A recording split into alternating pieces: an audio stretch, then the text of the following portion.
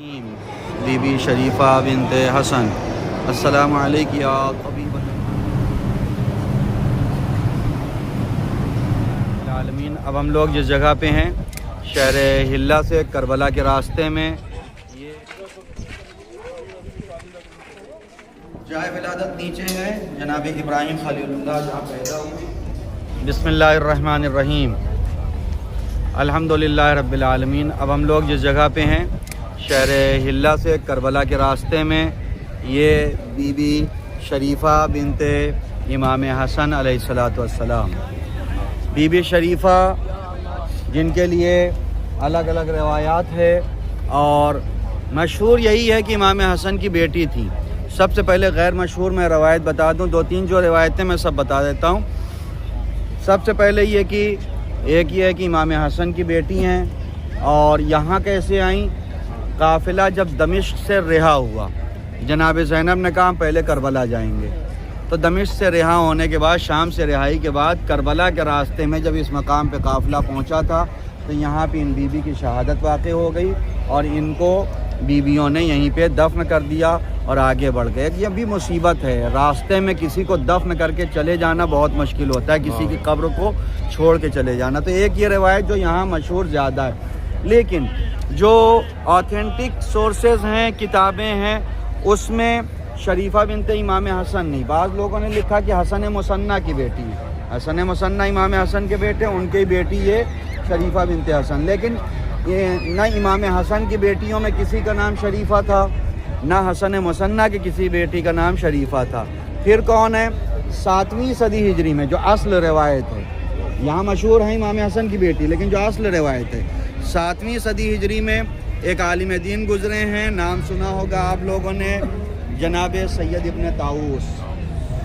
سید ابن طاؤس، جس کا بھی نام طاؤس آپ دیکھتے ہیں، انہی عالم دین کے نام پہ ہے۔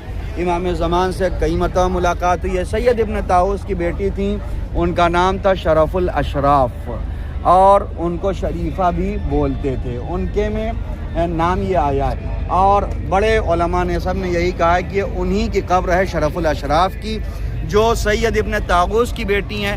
امام حسن کی بیٹی کیوں مشہور ہیں؟ اس لیے سید ابن طاؤس حسن مصنع کی نسل سے ہیں، حسن مصنع امام حسن کے بیٹے ہیں، تو شریفہ بنت امام حسن کے نام سے مشہور ہو گئی، درمیان کے سارے شجرے مائنس ہو گئے، ڈائریکٹ شریفہ بنت امام حسن۔ لیکن شہرت اس لیے ہے کہ یہ بی بی اس پورے علاقے میں، حلہ کے علاقے میں، یہ طبیبہ آل محمد کے نام سے مشہور ہیں۔ طبیبہ آل محمد یعنی وہ علاج کرنے والی، ہر قسم کی بیماریاں لے کے لوگ آتے ہیں اور یہاں سے شفا پاتے ہیں، اور اتنا زیادہ حاجتیں پوری ہی ہیں کہ حاجتیں پوری کرنے جو لوگ آ رہے ہیں اور جو پیسے ڈونیشن دے رہے ہیں، ڈونیٹ کر رہے ہیں، اسی کی وجہ سے یہ عالیشان حرم بن رہا ہے۔ اور آپ مجمع دیکھیں کتنا مجمع ہے چاروں طرف، اور یہ مغرب کا ٹائم ہے، ابھی اور مجمع بڑھے گا۔ یہ صرف اس لیے کہ حاجتیں پوری ہوتی ہیں، جو جیسی بھی حاجت لے کے آتا ہے جائز حاجات۔ آپ حضرات یہاں جائیں گے، 2 رکعت نماز ان کو ہدیہ کریں گے، بہترین حرم بھی ہے، اور خود زری کے جب قریب پہنچیں گے نا تو ایک ابوت، ایک ہیبت جس کو کہتے ہیں، وہ آپ کو محسوس ہوگی۔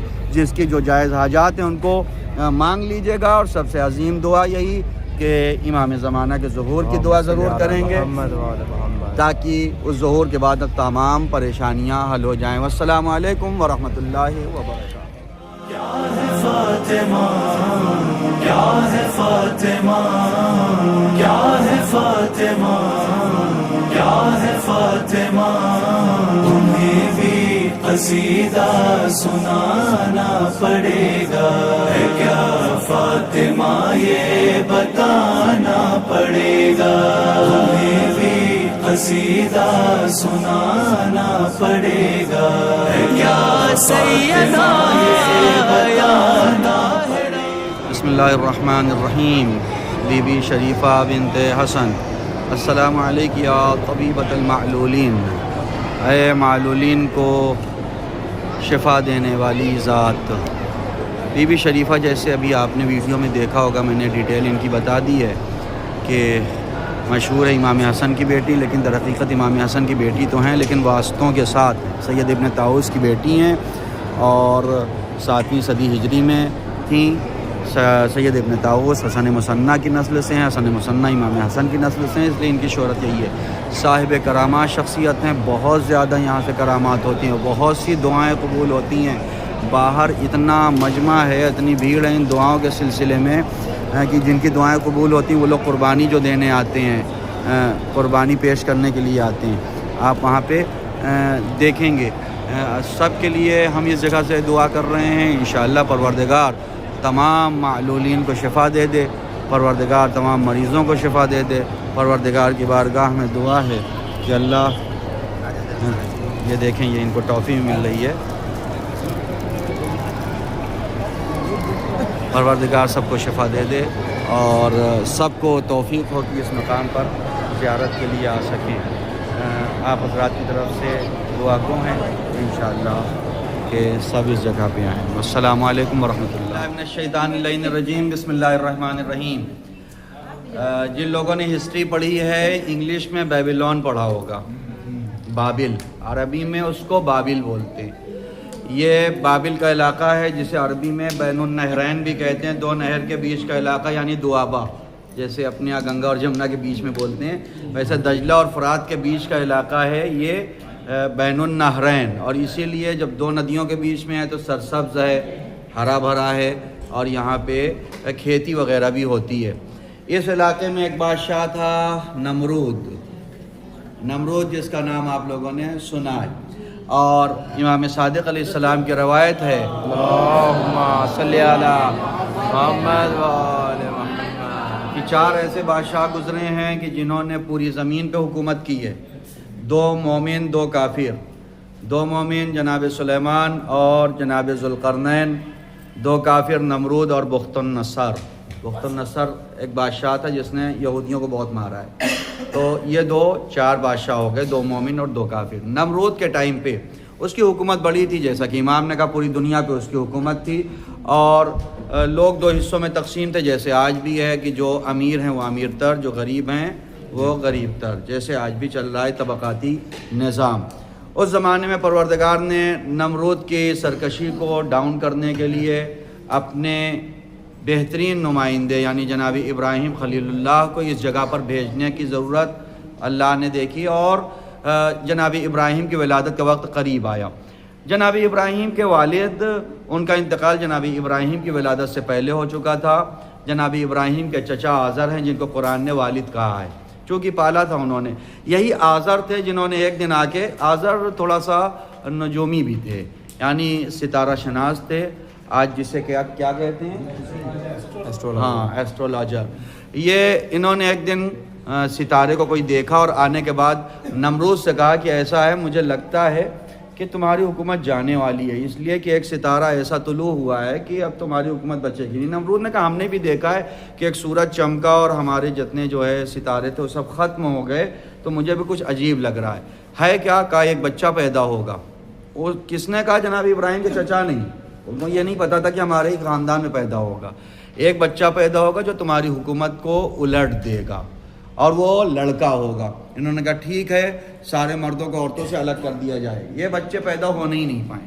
جناب ابراہیم کے والد نے اس وقت جب زندہ تھے تو بہرحال باذن پروردگار جناب ابراہیم کا نطفہ منعقد ہوا، اور جب ولادت کا وقت قریب آیا، ایک اور کام انہوں نے یہ کیا تھا کہ جتنی دایاں ہیں، قابلہ اس ٹائم پہ دایا ہوتی تھیں، ان لوگوں کو گھر گھر بھیج دیا کہ دیکھو چیک کرو، اگر کوئی ایسا ہو کہ جس کی یہاں ولادت ہونے والی ہے خاتون، تو ان سب کے ساتھ تم ہمیشہ رہو، اور جب ولادت ہو تو دیکھو لڑکا ہو رہا ہے یا لڑکی ہو رہی، اگر لڑکی ہو رہی ہے پیدا تو چھوڑ دو، اگر لڑکا پیدا ہو رہا ہے تو اس کی فوراً گردن مار دو۔ 77,000 یعنی 77,000 سے لے کے 100,000 1 لاکھ تک بچے قتل کر دیے گئے، صرف اس لیے تاکہ جناب ابراہیم پیدا نہ ہونے پائیں۔ ولادت ابراہیم کا وقت قریب آیا، مادر جناب ابراہیم جن کا نام نونا تھا، نونا یا بونا بھی بعض کتابوں میں لکھا ہے، یہ نام تھا جناب ابراہیم کی والدہ کا۔ ان کے یہاں آثار حمل بھی نہیں تھے کہ پتہ چلے کہ ان کے یہاں ہے، یہ ایک معجزہ تھا پروردگار کا، جناب ابراہیم کو بھیجنا تھا۔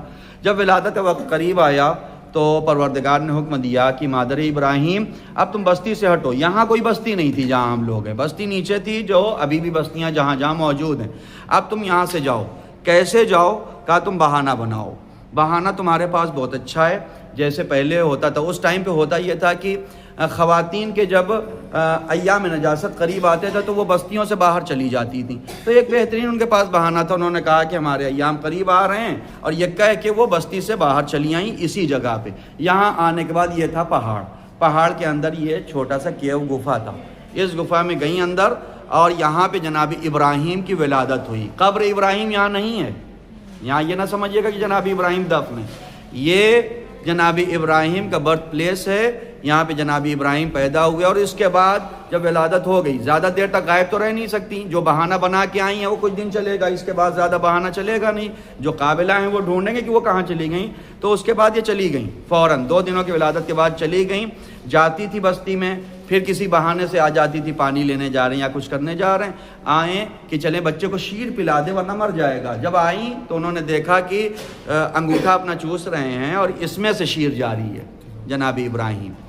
بار بار پروردگار نے اسی معجزے کے ذریعے سے جناب ابراہیم کو پالا۔ 13 سال تک جناب ابراہیم یہاں رہے، 13 سال اس جگہ پر جناب ابراہیم رہے۔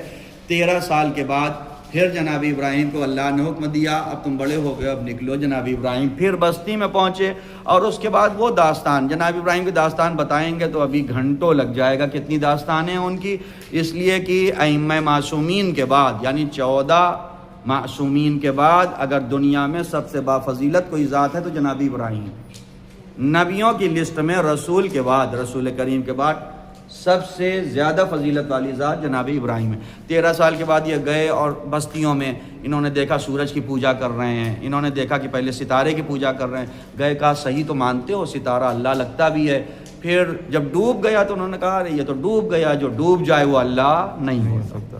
یہ ایک طریقہ ہوتا ہے تبلیغ کا طریقہ، کسی کے پاس سیدھے جا کے نہیں کہا جاتا کہ جو ہے جس کی تم پوجا کر رہے ہو یہ خراب ہے، نہیں، ان کے ساتھ پہلے رہو، کچھ دنوں تک رہو۔ آج تو اگر ایک بار بھی ہاتھ جوڑ لیں گے تو وہ تو واٹس ایپ پہ چل جائے گا یہ پوجا کر رہے ہیں۔ جناب ابراہیم ان کے ساتھ رہے، انہوں نے ہاتھ جوڑا ستارے کے سامنے، جب ڈوب گیا کہا نہیں یہ اللہ نہیں ہے۔ ایک طریقہ ہوتا ہے تبلیغ کا۔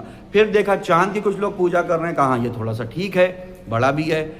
چاند ڈوب گیا کہا نہیں یہ اللہ نہیں ہو سکتا۔ پھر سورج والوں کے پاس گئے، جب سورج ڈوب گیا کہا یہ اللہ نہیں ہو سکتا، انہوں نے کہا تم لوگ اچھے اللہ کو نہیں مان رہے ہو۔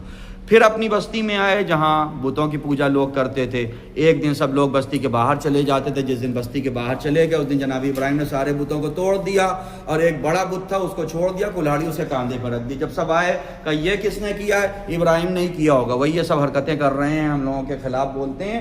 جناب ابراہیم نے کہا ہم نے نہیں کیا، دیکھتے نہیں کلہاڑی کس کے کاندھے پہ ہے، بڑا والا ہے، اسی نے باقی سارے چھوٹے چھوٹے کو سب کو مار دیا۔ تو ان لوگوں نے کہا یہ تو ہل نہیں سکتا۔ جناب ابراہیم نے کہا جب ہل نہیں سکتا تو اللہ کیوں مانتے ہو تم کو؟ جو خود ہی نہیں ہل سکتا ہے تو اس کو اللہ کیوں مانتے ہو؟ جناب ابراہیم کی زندگی ایک عظیم زندگی ہے، اور ہم لوگ اس جگہ پہ پہنچے ہیں جہاں جناب ابراہیم کی ولادت ہوئی ہے۔ زیارت پڑھتے ہیں، زیارت کے بعد 2 رکعت نماز زیارت، جیسا بتایا تھا غیر معصوم ان کو ہدیہ کیا جاتا ہے، معصوم ان کی نماز زیارت ہوتی ہے۔ جناب ابراہیم ہے معصوم نبی، تو ان کی نماز زیارت ہوگی، ہدیہ نہیں ہوگی۔ اور پیچھے بھی وہ نشانی موجود ہے، جناب ابراہیم نے جب کہا تھا اور پھر نمرود نے کہا کہ ہم ان کو آگ میں جلا دیں گے، نمرود جس ٹیلے پہ بیٹھا تھا وہ پیچھے وہ ٹیلا ہے جہاں سے منجنیق سے آگ میں پھینکا گیا تھا، نیچے وہ آگ ہے۔ آگ بھی کئی سال تک جلائی گئی ہے آگ، لوگ تبرکاً پیسہ دیتے تھے، جیسے ہوتا ہے اپنے یہاں بھی نا کہ ہمارے بھگوان کو اگر کوئی برا کہہ رہا ہے تو ہم سب محنت کر کے اس کو جلا دیں گے۔ عورتیں سال میں اپنا پیسہ کچھ کاٹتی تھی، اپنے زیور بیچتی تھی کہ اس کو بیچ کے اس کا پیسہ لگا دو ابراہیم کو جلانے میں۔ اتنی آگ تیار ہوئی، جہاں آگ تیار ہوئی زمین بھی ابھی کالی ہے، آپ حضرات اس زمین کو بھی دیکھ لیں گے، پیچھے موجود ہیں۔ ہم لوگ زیارت جناب ابراہیم خلیل اللہ پڑھتے ہیں، یہاں پہ ولادت گاہ ہے جناب ابراہیم کی قبر ہیبرون شہر میں ہے، خلیل الخلیل عربی میں بولتے ہیں، جو پیلسٹائن میں تھی، اب اسرائیل کے تحت آتی ہے، وہ وہاں پہ قبر جناب جائے ولادت نیچے ہے جناب ابراہیم خلیل اللہ جہاں پیدا ہوئے۔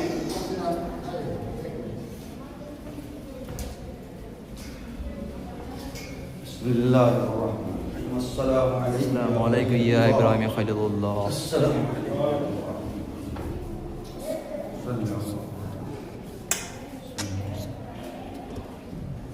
گاندھی جی بھی پڑھے، محمد علی جناح بھی پڑھے، آیت اللہ خمینی بھی پڑھے۔ السلام علیکم یا ابراہیم خلیل اللہ. السلام علیکم.